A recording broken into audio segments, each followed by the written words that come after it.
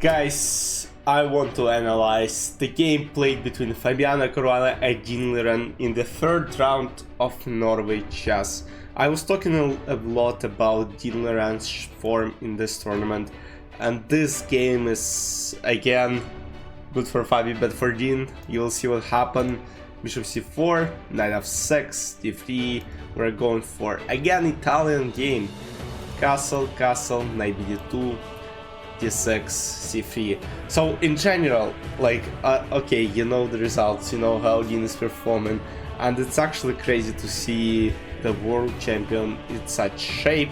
You let me know in the comments what do you think of this whole situation, because Ding is the only player in the tournament who hasn't won a single game in this Super Grandmaster tournament yet.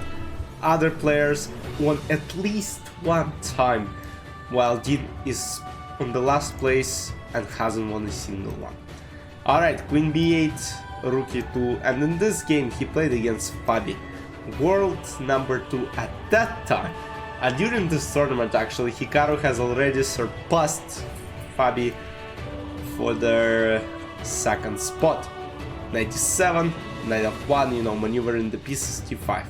And here Fabi starts by counter-attacking in the center and playing d4.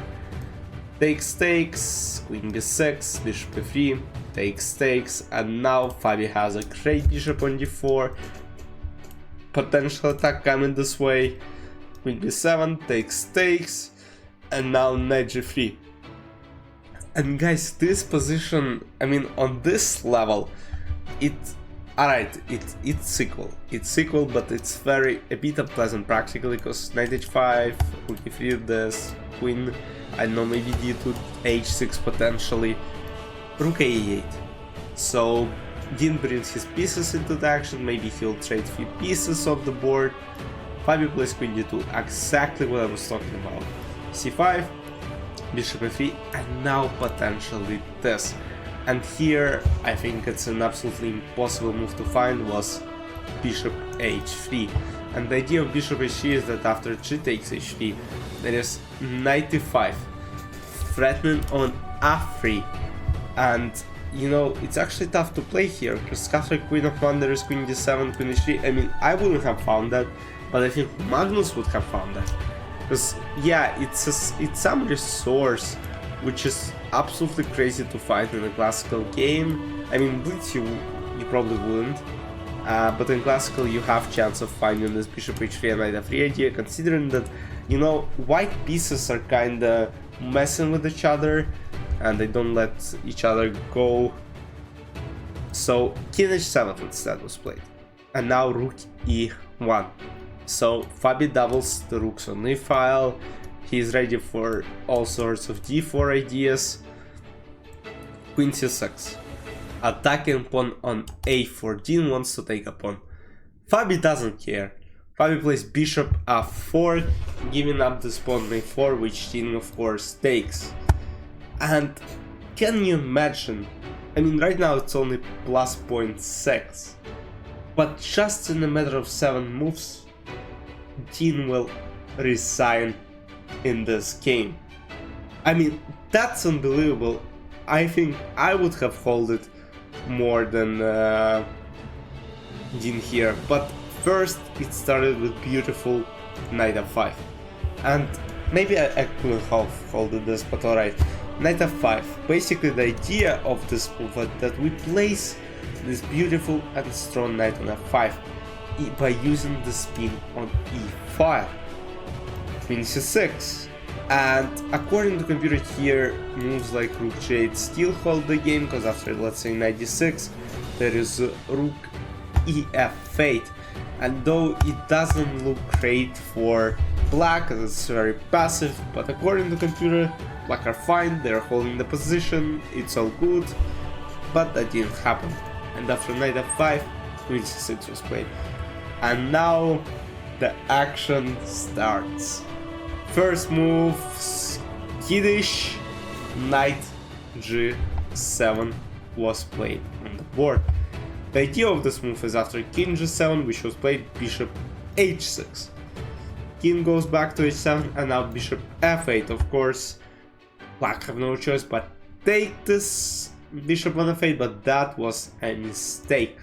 The only move which could have held it a bit more is knight f8, and after queen g5, let's say we pretend that we're playing the same moves which were happening in the game.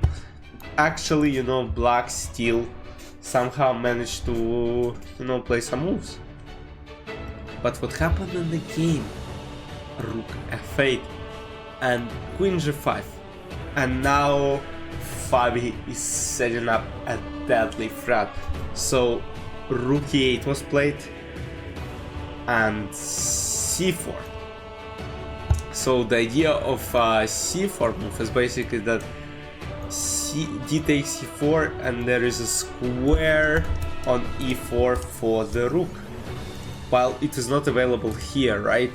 And because there is pawn on h3, it actually, you know, makes it not possible to go here, and bishop is still controlling h3 square. So c4 is played to make sure, so to distract basically this pawn on d5 from protecting e4.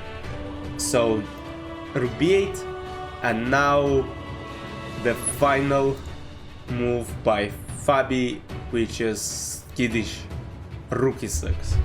And here Ding resigned because basically he had no chances, because after f takes e6, queen e7, let's say king g8, there is simple rook e6, rook g6, queen g7, and white are completely winning, and Ding resigned.